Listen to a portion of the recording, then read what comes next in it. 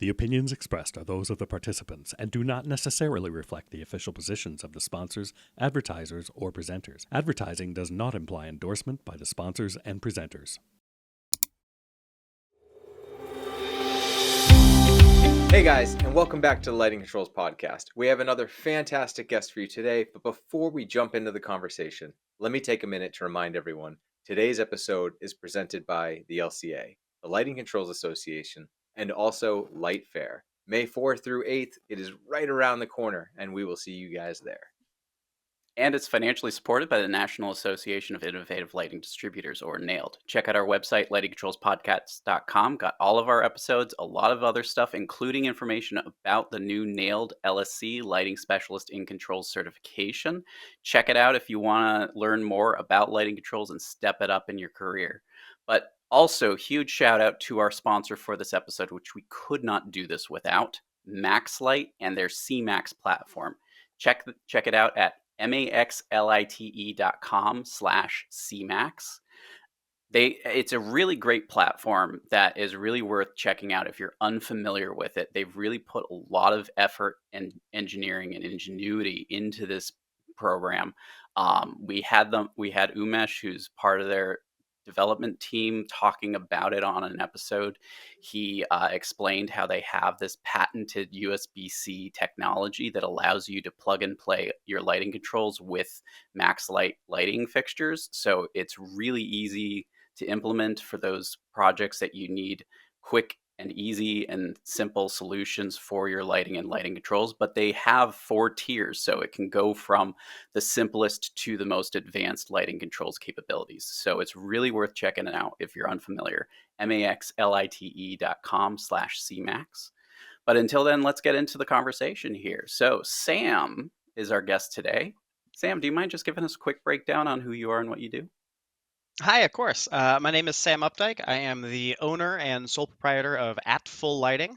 So it's a really small company. It's just me. We provide commissioning and advanced programming services for lighting control systems.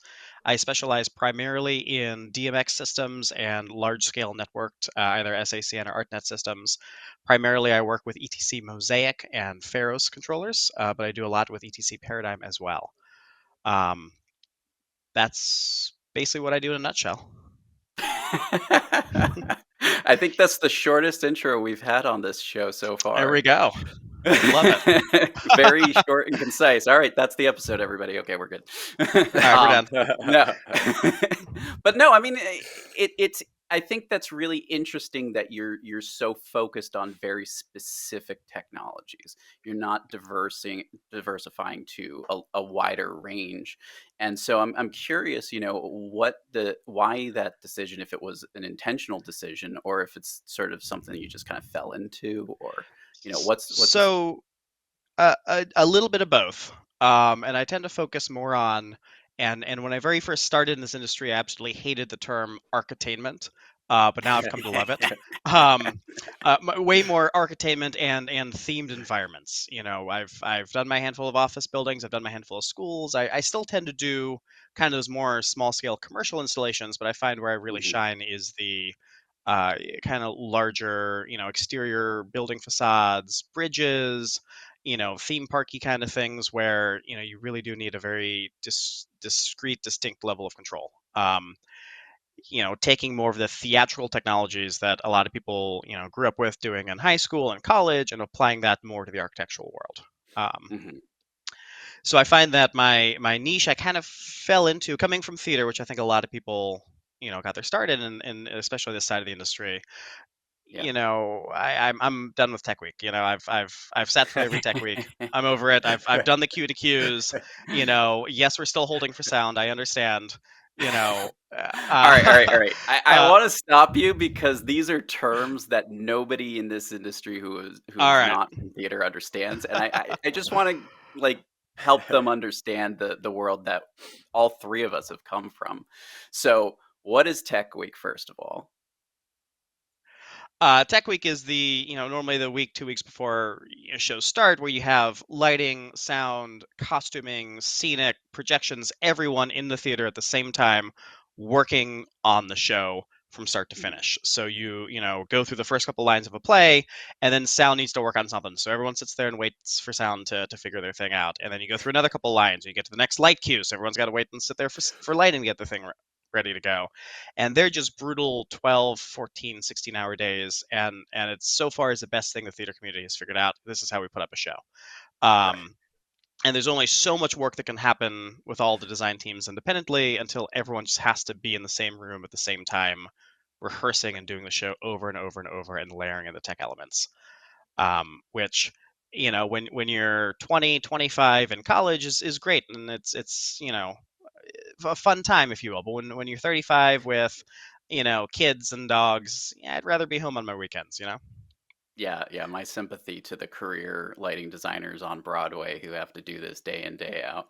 But Hmm. you know, that's also referred to as a cue to cue in that regard too, because you're essentially Hmm. going from light cue to light cue or sound cue to sound cue. Um, and typically the audience is not present. If an audience is present, it's usually referred to as a preview, and that usually happens after the tech week. And the expectation is that, okay, it's not the finished product, but it's pretty darn close to finished, and so we Hmm. can kind of open the show. And the reason why it's that brutal is because you every moment that there's no audience is money out the window. So there's a huge reason to push to get tech done as quickly as It's a possible. huge time crunch. It's a huge work Hmm. crunch, you know, and it just wasn't the world for me. And I'm Right. happier moving kind of more to the architectural construction side, where it is a little more steady 9 to 5 you know, Totally. Well, kind of work. there's typically a lot more time between the design concept and the application being implemented. So, you know, I think somebody once told me the shortest timeline they ever had for a construction project was 3 months, and I was like, "That's pretty tight." And they're That's like, "Yeah, quick. it was." And whereas shows, you could literally do them in a day if you're fast enough and you've got a good enough team. But Hmm. yeah, so I mean, you kind of took that transition out because it's a little bit of a slower pace in the permanent installation world, but there are still a lot of overlaps between theater and permanent installation, which is what you're referring to with architainment. And so, if you Hmm. don't mind just giving us like a typical job that you see in architainment. Sure. I recently did a restaurant downtown Manhattan. You know, they're gunning for a Michelin star. I'm sure they're gunning for two, but you know, we'll see where they land. You know, every load in there, all the basic architectural loads are all 0 to 10, but everything's on a dimmer. Everything's being controlled dynamically throughout the day, and then we've got about maybe 4 universes of DMX all throughout the building. So they've got some gradient walls where we've got linear fixtures along the top and along the bottom, and they kind of change with the sunset as the dining experience progresses through the night. So there's a lot of very fine level of control, very fine level color control of these fixtures. Everything they're using is an RGBW, so we do have a nice warm emitter in there. So it's not like you know, the terrible pinkish purple LED white light, Mm, excuse me, that a lot of people used to seeing. And we do a lot of really long 30, 45 minutes fades throughout the night. We got to make sure, you know, at every step of the way, the coloring is right and we look good. So mm. there were a lot of evenings sitting there. You know, I just talked about not wanting to work evenings, but you know, Right. you have to. You Yeah. know, especially with the sun right outside, you got to wait to see what it looks like dining after sunset. Um, yeah, you just got to sit and watch the fade, and you take notes. Mm, Okay, 7 minutes in, this color's a little off. Let me pull down the green, add in some red. At 12 minutes in, okay, we need to brighten up this section of the fade a little bit. So very precise, almost surgery level precision with lighting mhm. controls. And that's something that DMX gets you. You know, you can get a Yeah. very exact color and exact dimming value of these fixtures, and rinse and repeat it every single night.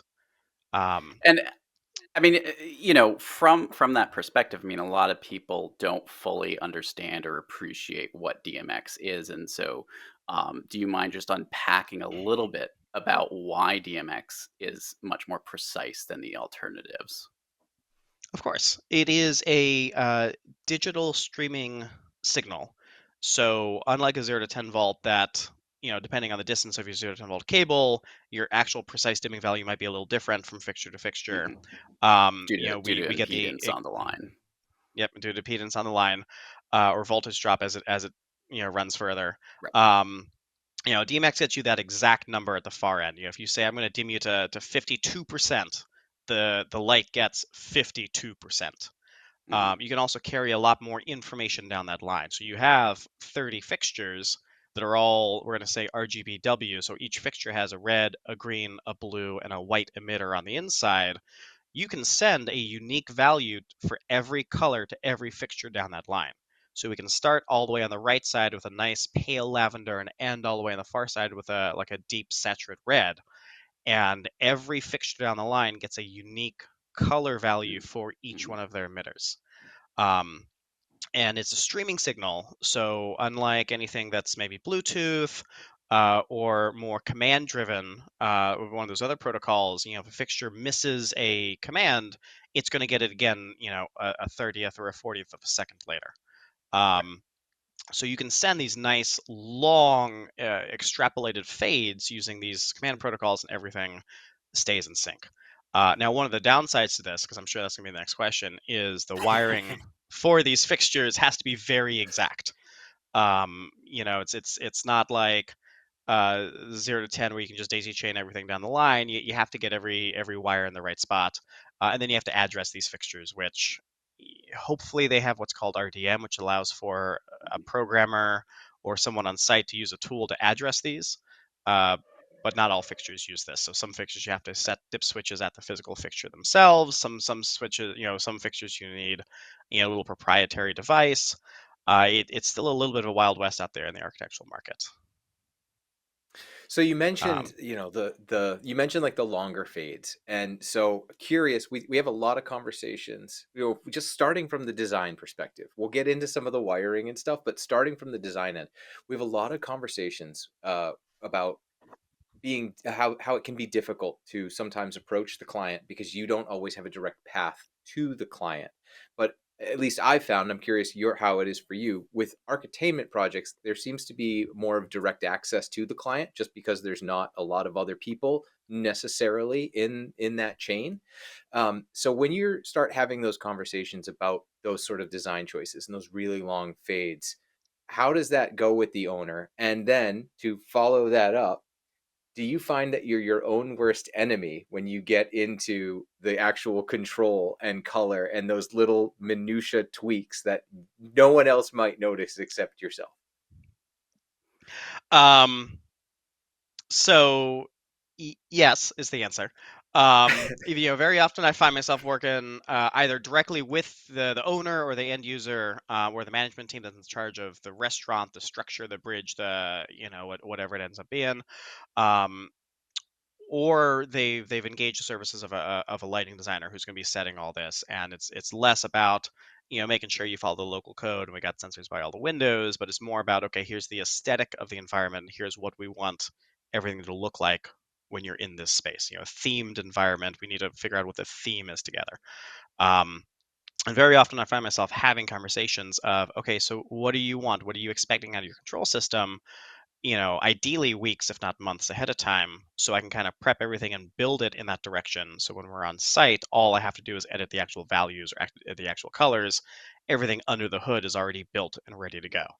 Where I run into a lot of problems is when we're, sitting there on Thursday night, I'm supposed to be done Friday morning, to do training, and the designer decides, you know what, we don't want any of this, let's scrap this all and let's change how it works. Now I've got all this under the hood, you know programming and how I handle these effects, and I transition in and out of these scenes.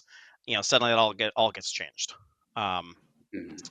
and a lot of what themed environment is, and kind of the programming I'm used to and I like to deliver my clients, is this minutia that nobody will notice but perhaps me or a design team, or someone who has more of a theatrical lighting background is going to walk into a space. My wife loves the fact every time I walk into anywhere new, the first thing I do is this. I Same. just start looking around, looking for, at the for our lights, listeners, he you is know. cranking his head up and looking at the ceiling, which I think every lighting designer does at this point. Absolutely. She'll once a week she'll text me a picture of a 6,000 or 7,000 Kelvin lights somewhere. It should be 3,200, and say, "Ew, look at this." So some of these more finer, subtler details are things I like to focus on, and the product I like to deliver, a fully realized design, a fully programmed design, um, where all these little minutia things are taken care of.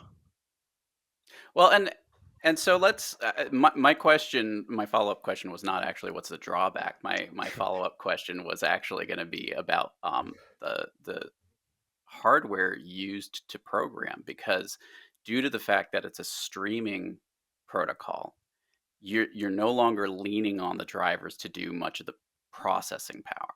Your central controller needs to be the processor of everything, including those really long fades. And so from that standpoint, how do people in our industry who aren't super familiar with DMX pick the right controller for their application? Because I mean, there's dozens out there. There's some that are single universe. There's some that are, thousands of universes. Like, what's the procedure here to finding the right controller? That is a wonderful question. Um, and one of my favorite sayings that I use all the time is, to a hammer, every problem's a nail. Yep. I tend to specialize in ETC products and then Pharaoh's control systems. So I would say, well, those can do anything, right? Because they come from a theatrical background. They come from these have to be able to do anything, and whatever question or request a designer has, the software has to be able to handle that. Now there is a price Mhm. tag to that, of course. Yes. Um, Not every controller is created equal. Hmm. I'd say that the two manufacturers I've mentioned are about 80% of my work. The other 20% I'm using like a Nicolati stick or one of the other kind of smaller, not lower end, but more specialized controllers. I Mhm. find that the more specialized a controller is in one specific, instance or one specific use, the less it can kind of broadly handle a bunch of different Sure. scenarios. Um, so I think that engaging a lighting designer who has or consultant who has a background in control systems and has a background in, oh, I've done this project 5, 15, 35 times already. I've done it 20 Mhm. times with this product. I've done it 10 times with this product and 5 times with this Mm. product. This is a headache. It can't do what I need it to do is very important. Yeah. And I think having the conversations between ownership and your design consultant ahead of time to say, here's what I would like the system to do. Do you need to be able to walk in the morning, say, oh, McDonald's is coming to do a conference here later. Let me set the side of the room to red, the right side of the room to yellow, and save this on a preset, and then have this preset play back every morning for 7 days. Right off the bat, we've eliminated 9 out of 10 lighting controllers out there because that's not something they offer. You know, Right. um, Yeah. so I think Well, and knowing. I think that Mhm. that identifies the critical component here with DMX controller identification is you absolutely need a complete control intent narrative and sequence of operations to be able to Mm. discern the capacity. So, yeah, okay, you need DMX. What are you doing with that DMX? How are Hmm. you implementing it? What's the expectation? Like you said, when somebody walks into the space, how does it respond? And so that is like these conversations are critical. It's almost like DMX should be a red flag to a designer of like, okay, we need to have a bigger conversation about what's going on here. Right. And And I think so, that comes. yeah, Go ahead. go ahead. Well, I think it comes back to a question of when you're putting in a DMX light, is it an architectural fixture? Is it an entertainment fixture? Or is it kind of this Yes. nebulous architainment in the Yeah, middle? What Yep. what is the intention of this fixture? and so from your definitions, how would you discern an entertainment fixture versus an architectural fixture versus an architainment fixture? I think a lot of it has to do with the use of the fixture itself. Is it Hmm. Mhm. general illumination? Are you, in an office building and this is what your employees are working under? Are you in a store and this is lighting up your products? Are you a bridge, but these are the lights underneath the handrails for the pedestrians walking by? I think the question is, what is the use of this fixture? Um, Mm. versus is this maybe your neon or not, LED neon sign on the outside of the building that wants to change colors and flash throughout the night? Are these the ellipsoidals or the big spotlights lighting up the stage in the corner of a bar? I think the question is, what is this fixture actually being used for? And whether DMX is the right choice for that fixture or not. And then if the right fixture is a DMX fixture, does your control system have the capabilities for how you're planning to use this fixture? Yeah. So you mentioned, we talked about the controllers, and you had mentioned the wiring and how important the wiring is. So I'm curious from your perspective, how, just so our listeners may get a little bit more of an understanding, when you receive a set of drawings from a designer for something like this, for a larger system, how much time do you spend actually going through? Because for most people who understand a theatrical fixture, there's a DMX in and out. It's very simple. It's very straightforward. You fixture to fixture. But when we get into some of these other architectural fixtures, they may not have that. They may have an RJ45 connector. They may have a DMX in, but not a DMX out. It may not be connectorized. It may only accept solid wire and not stranded wire. So how much time do you spend just going through the fixtures themselves and going through that to say, okay, I'm going to, just in order to make this work, I need, this amount of physical outputs and opto splitters and this and that, and, make sure that you have the correct wire type from And splitter to Ron, fixture. And just yeah, stopping you there, define an optosplitter for our listeners.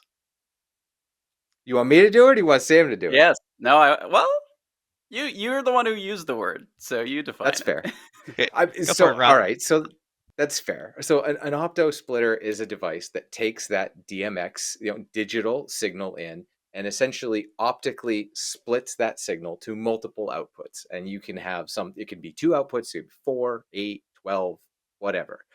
But you're splitting a single universe, right? It's a single cable, a single universe. When we get in a network, that changes the whole ball game, right? But from a physical DMX cable, it's 512 channels that we are sharing and splitting across multiple outputs, but they're all optically isolated so that you don't get crosstalk between them, which also allows you to have more than 32 fixtures not in an individual chain, but from that home run initial cable.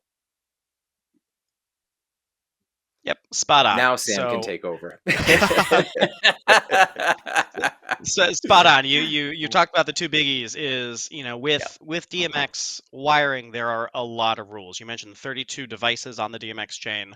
I have absolutely seen buildings work with 100 devices on DMX chain, but I will never tell anyone because that's not the spec. Right. The spec says 32 devices, and the gotcha is the controller or the source is 1. So it's 31 fixtures. Yep.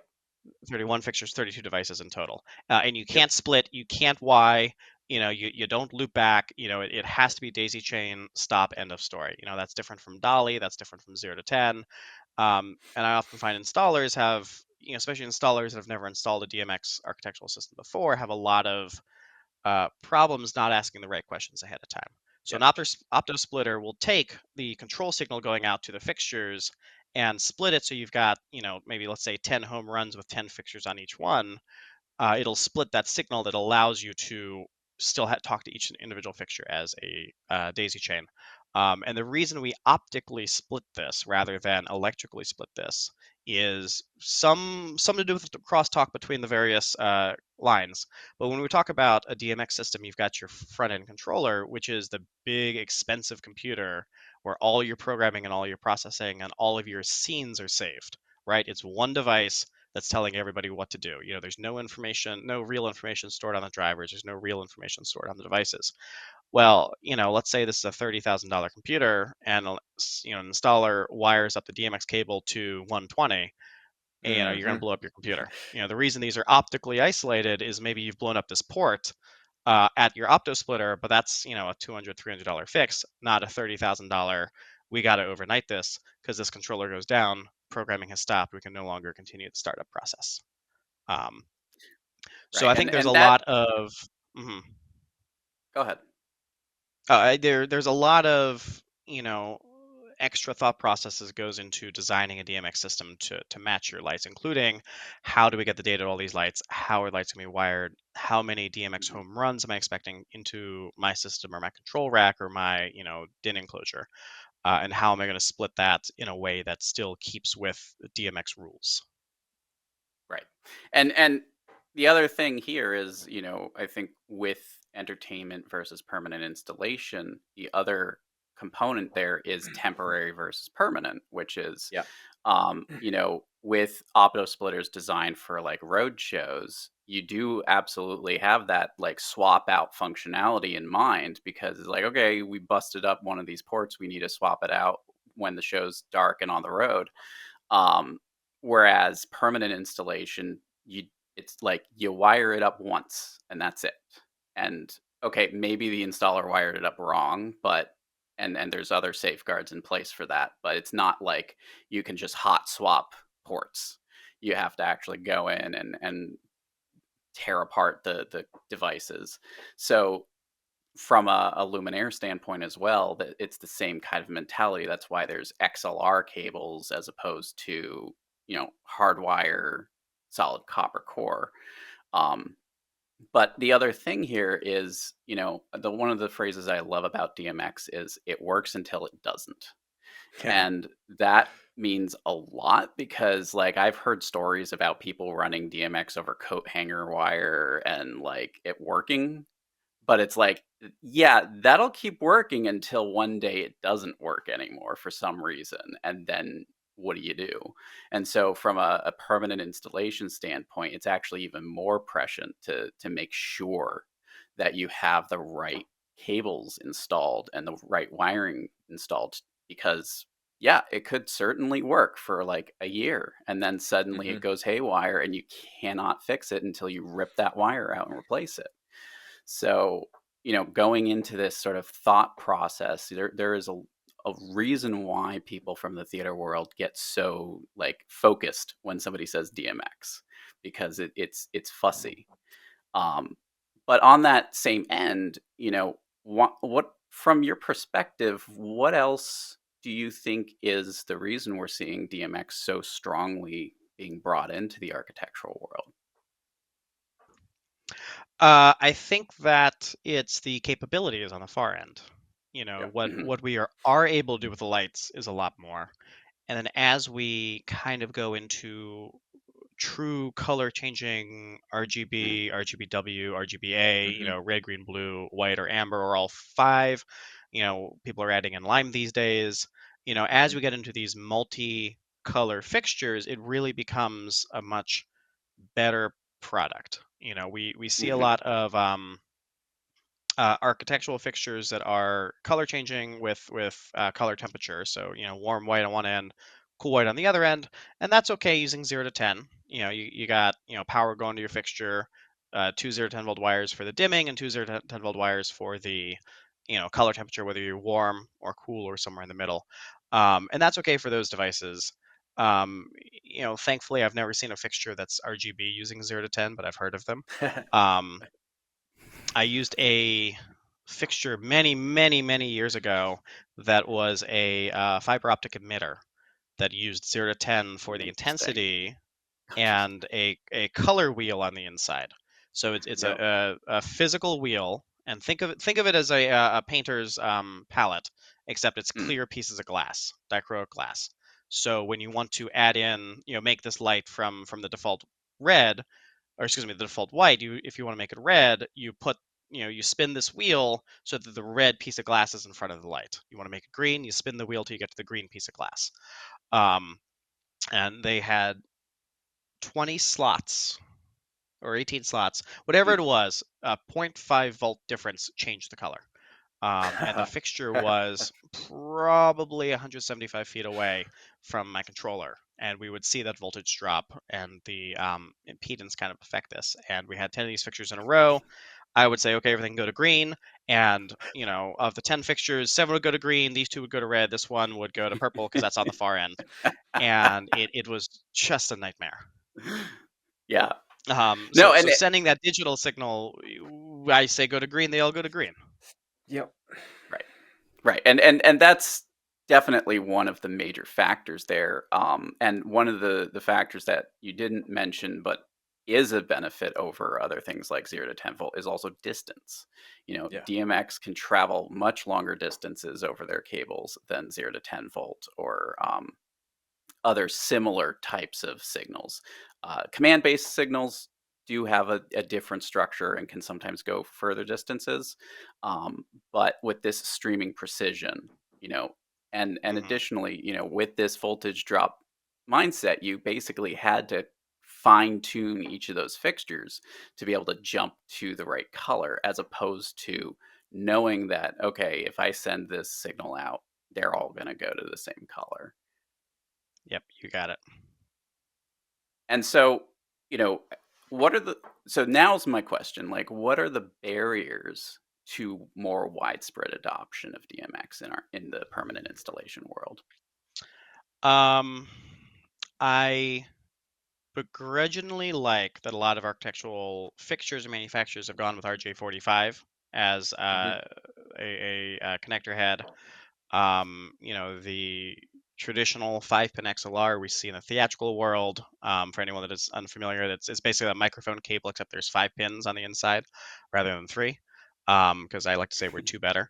Um, There are a couple it, of people we've had on who will also scream that the impedance is different from a mic cable, but other ah, than that,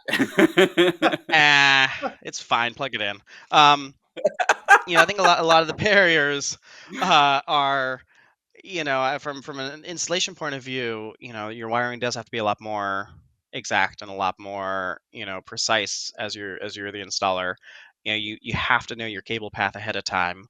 You Mhm. can't just, add a fixture with dollars at a 10 and just jump that out and wire it somewhere. You have to, it has to be a straight line. It has to be a daisy chain.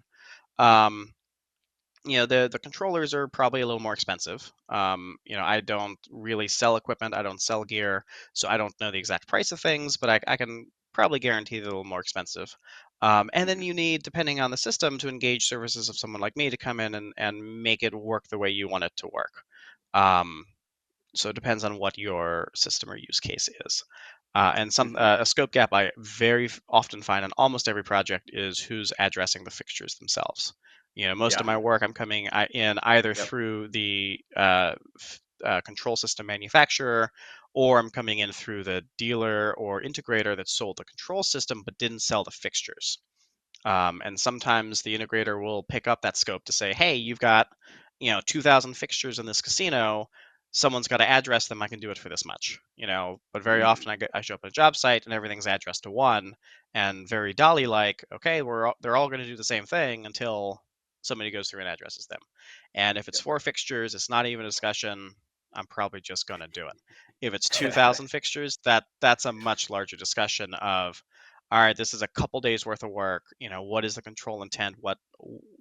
How do these fixtures want to work, so that we make sure we're addressing them in a way to deliver the right product to the end user. Well, and if you don't mind just sharing a little bit about your process for estimation, because I think a lot of people don't really get why it's so time consuming and why it's so expensive for somebody to come in and do this work. If you get a project documentation package and it has 2000 DMX fixtures and they say give me an estimate for how much time and labor and price it's going to take for you to program all of this.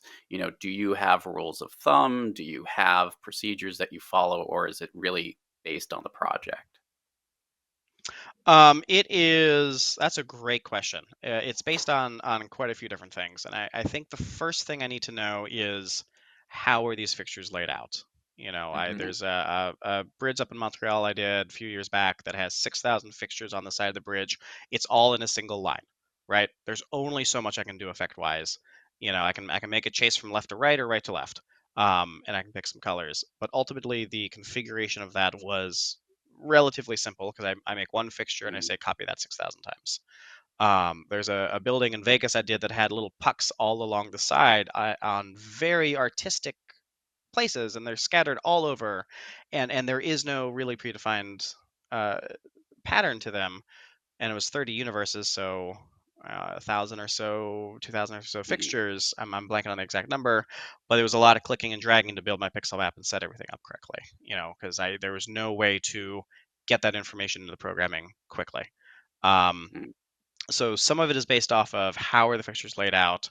Am I doing space control? Is it all one facade? Is it 200 lights, but it's 20 lights in 10 rooms? Now I've got to program everything 10 times. How are we doing this? Is this residence where the guy's bathroom lights or the person's bathroom lights have to work?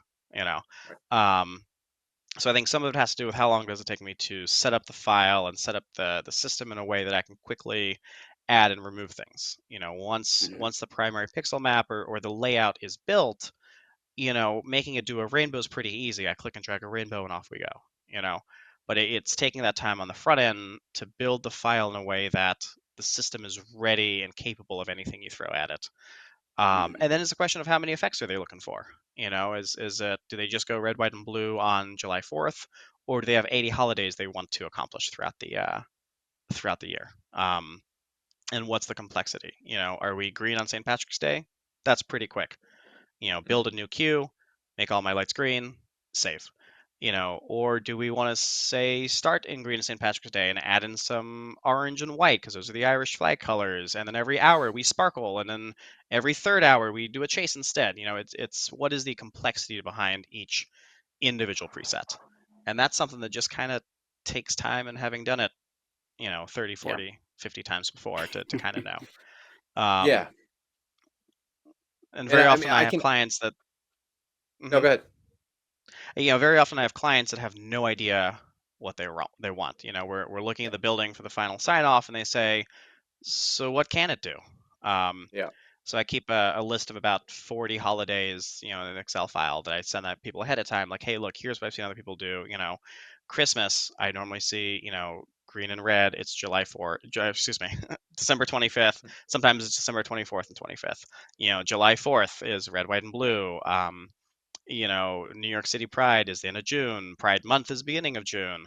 Kind of things like that. I make sure to mention, Black History Month. I often find people want to do red, black, and green. Yeah. Well, the problem with the color black is your lights look off, right? Um, and I always try to be very specific. We're talking about the color black. Your lights are in the color black, so they're off, right? It's like your TV at home. You plug it in, it's a blank TV, right?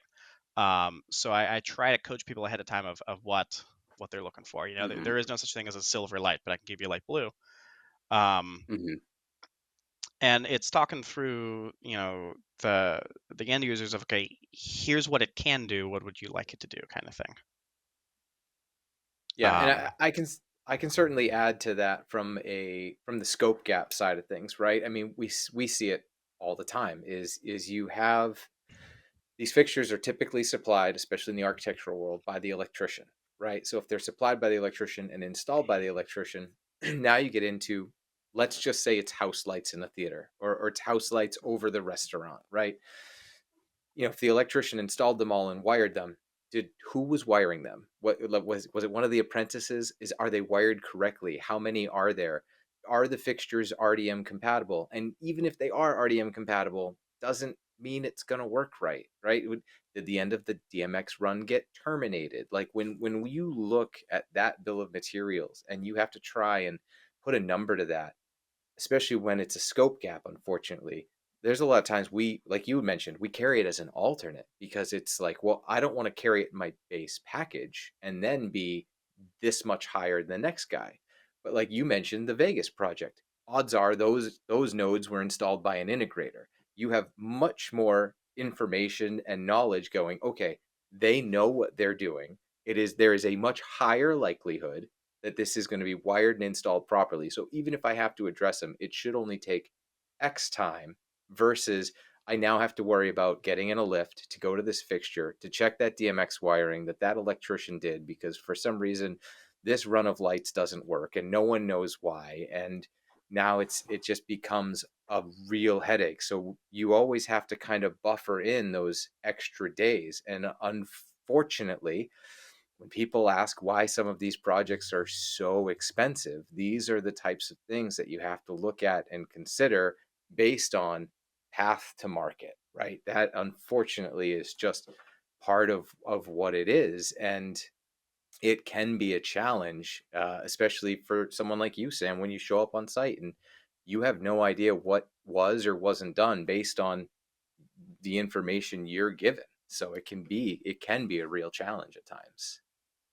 Absolutely. And it comes down to making sure the installer knows what they're doing before they put the first light up in the ceiling, whether that's the electrician or general contractor or whoever ends up installing these lights, more often an electrician.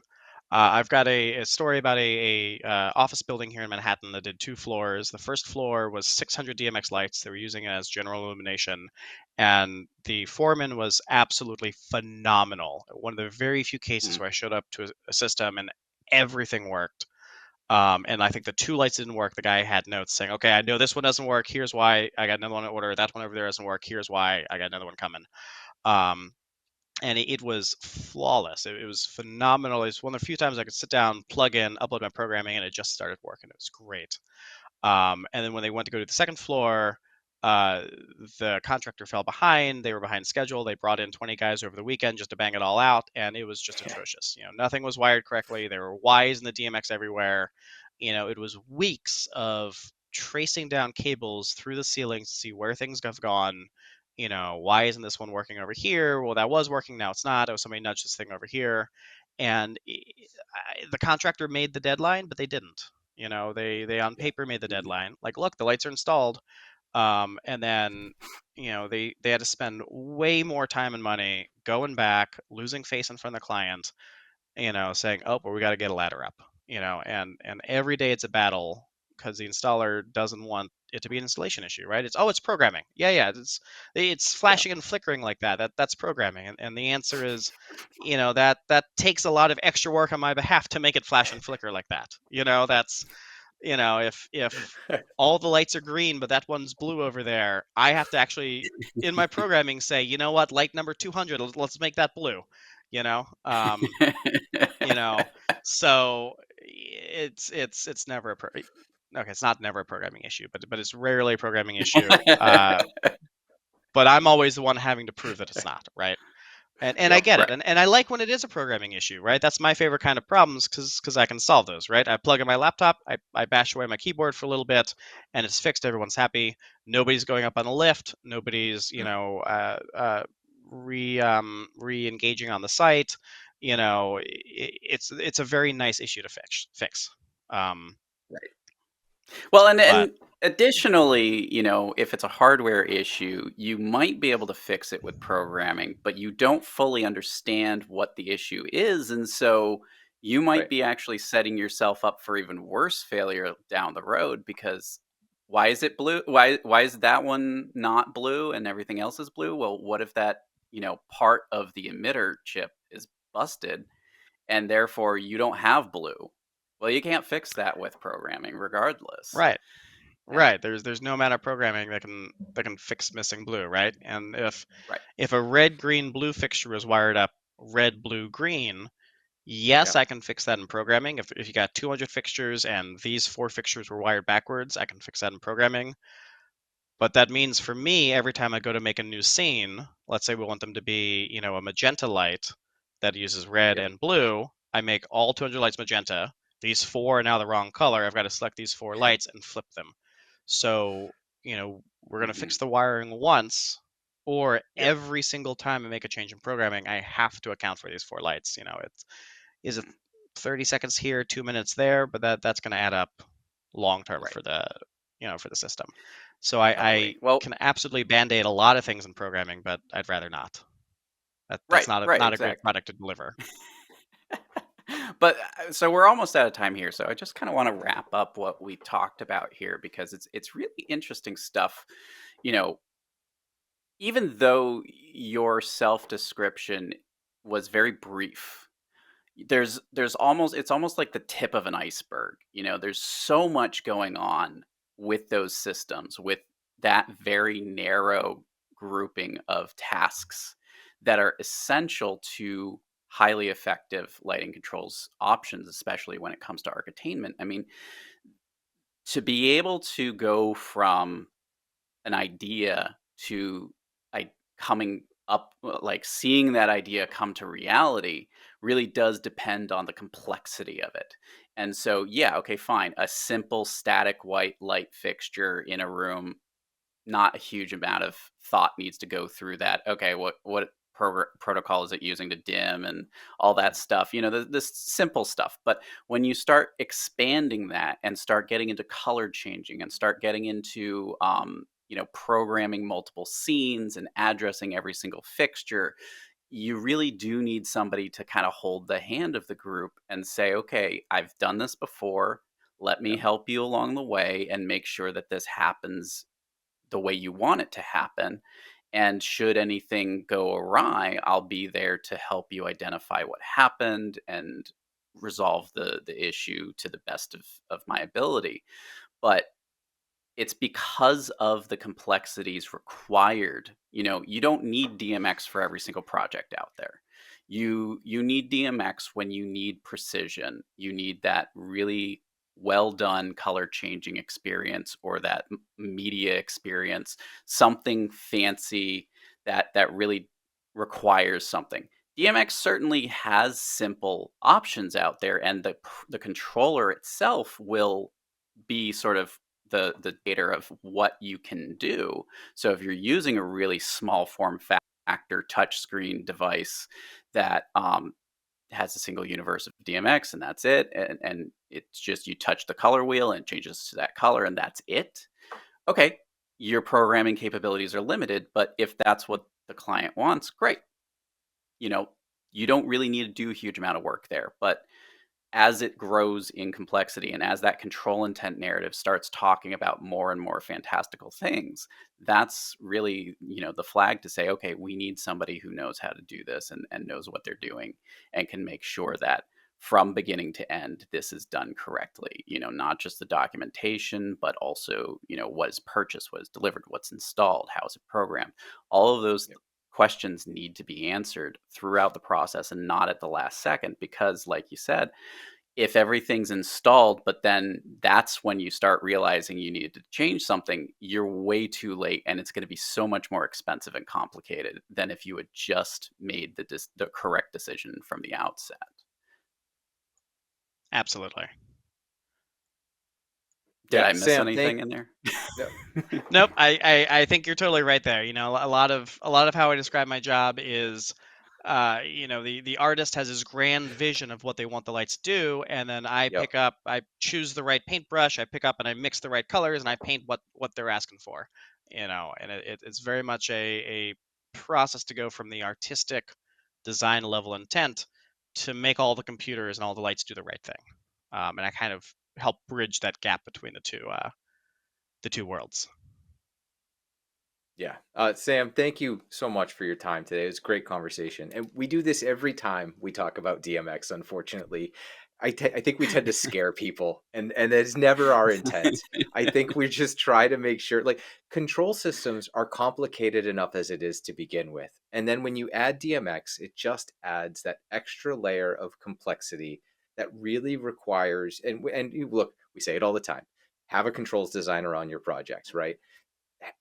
When you get to adding DMX to a project, it is that much more important to have a good controls team, controls designer, integrator, however you choose to get to that end result. It is so important to have that person on the team early on to make sure that you have a smooth project, because we all have fantastic success stories. We just tend to tell some of the war stories when we get into these conversations, and we don't mean to scare people. DMX is so much fun, and you can do so much. And when you get into, everyone thinks, oh, DMX, because we say streaming and we want it to be fast, but like you had mentioned, 30-minute fades. You're not doing a 30 or 40-minute sunset with anything but DMX. You're not. You're just not, right? So it's when you want to do those really cool, unique, interesting, themed environments that you just need to make sure you've got the right team and the right people on board to make sure that everything goes smooth.